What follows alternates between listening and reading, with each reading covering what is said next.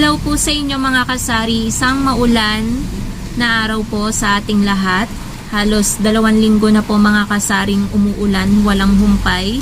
So for today's video guys, meron lang akong i-share sa inyo guys. May dumating kasi ako na delivery kanina, kahapon ko yun in order sa NSD Trading. Ito po ay nagkakahalaga lang po mga kasari ng 1,729 pesos. Bali apat na items to. Cobra, Sting, Max Glow, and Lampain na diaper. So, ito kasi guys ay mahalaga na ma-share ko sa inyo ang puhunan dahil marami pong nagtataka na bakit daw po ganyan yung bentahan ko, bakit mababa daw po, ganyan. So, ito na guys, malalaman nyo kasi yung puhunan sa aking kinukuhanan. Alam ko guys, nagdi-deliver sila sa iba't ibang lugar. Ewan ko lang kung nakakaabot na sila ng Visayas at Mindanao, pero madami silang dinideliveran. So, dito tayo guys sa Cobra. Nag-order ako ng 3 dosenang Cobra. So, ito lahat guys yung aking in-order. Flash natin dyan. So, nag-order ako ng 3 Cobra at 3 Sting. Hindi po ganun kadami kasi po sobrang maulan. And yung laman po ng ating chiller ay hindi po gaanong gumagalaw. Alam niyo naman kapag maulan, malamig, mga kasari, kaya hindi masyadong mabili yung mga drinks natin na malamig sa ating chiller.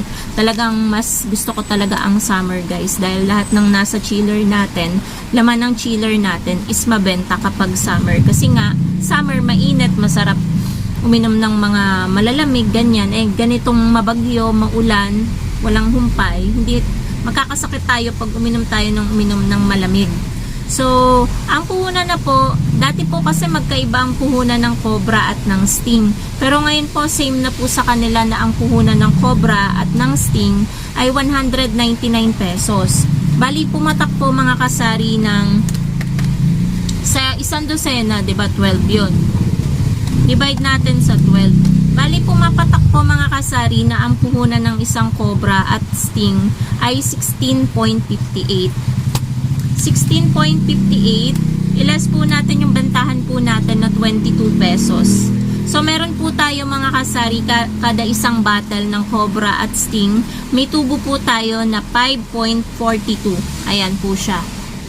So, 5.42 times 12, sa isang dosena, may tubo po tayo na 65.04. So, 65 pesos. Ayan, for short. So, pwede na, 'di ba mga kasari? 65 pesos tubo natin sa isang dosena. Hindi naman nababawasan yung tubo natin dyan guys, kasi hindi naman tayo umiinom ng Cobra at ng Sting kasi masama po yan sa katawan. Ang umiinom lang po niyan is yung mga batak sa trabaho na kailangang ma-energize. Yan, kasi energy drink yan eh.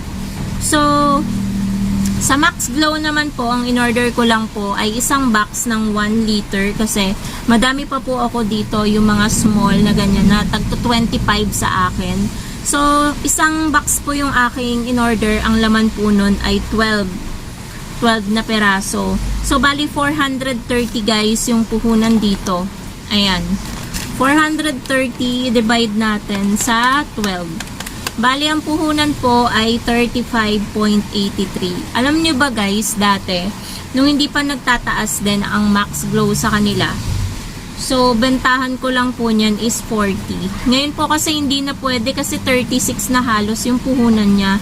Kaya, 45 pesos po yung aking bagong presyo.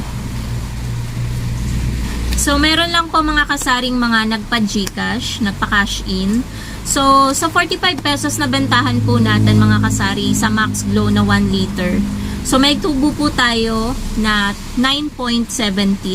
Alam ko sa pagkakatanda ko, parang mas maliit ngayon yung tubo ko nung nagtaas guys ang Max Glow. Kasi dati sa 1 liter na ganyan, umaabot ng nasa 11 pesos yung tubo natin. So, palit na talaga yung tubo natin, pero yung bentahan natin is same pa lang. Mas naano ko yan ngayon mga kasari kasi tulad sa bigas, nakailang taas na po ang bigas, pero same pa rin yung bentahan ko na 60 pesos. Nag-start yung paninda kong bigas na sa 1,160 yata.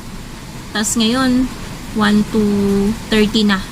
Kaka-deliver lang sa akin nung Wednesday, kahapon. So, 1,230 na. Nung last kada kuha ko guys, kada kuha ko ng bigas is tumataas po siya. So wala po tayong magagawa. So pasok pa naman siya sa bentahan na 60. So hindi pa po ako nagpa-price increase. Kapag siguro po tumaas po ulit ng mga 2 beses pa, doon na ako magpa-price increase. Baka gawin ko siyang 65 pesos per kilo. Pero sa ngayon, 60 pesos muna. Pasok pa naman guys, meron pa tayong 270 pesos na tubo sa isang sako ng bigas na 25 kilos. So, dito tayo sa Lampane. Ito siya guys, kukunin ko muna. Ayan. Bali, ito, 15 plus 1. May free siya. Yan, 15 plus 1. Large lang to mga kasari. So, large lang yung binibili ko kasi wala naman baby talaga dito. Minsan lang may maghanap. And then, ito yung napili kong size guys. Minsan medium, pero mas madalas is large. So, nasasaktuhan naman kapag may naghahanap, large yung hinahanap nila. Wala kasi akong kapitbahay dito na may baby. Wala. Kaya hindi talaga ako nagpo-focus sa pagtitinda ng diaper. So kapag may naghanap lang, minsan bumibili pang aso daw, ganyan, gagamitin ng aso. So, yun. Ang puhunan po nito is 105. Ang laman po niya is 15. Hindi ko na sinama yung free. So pumapatak na nasa 7 pesos po ang puhunan ng isang diaper. Bentahan ko po ng diaper na large is 10 pesos. So yan po yung bentahan po natin sa diaper.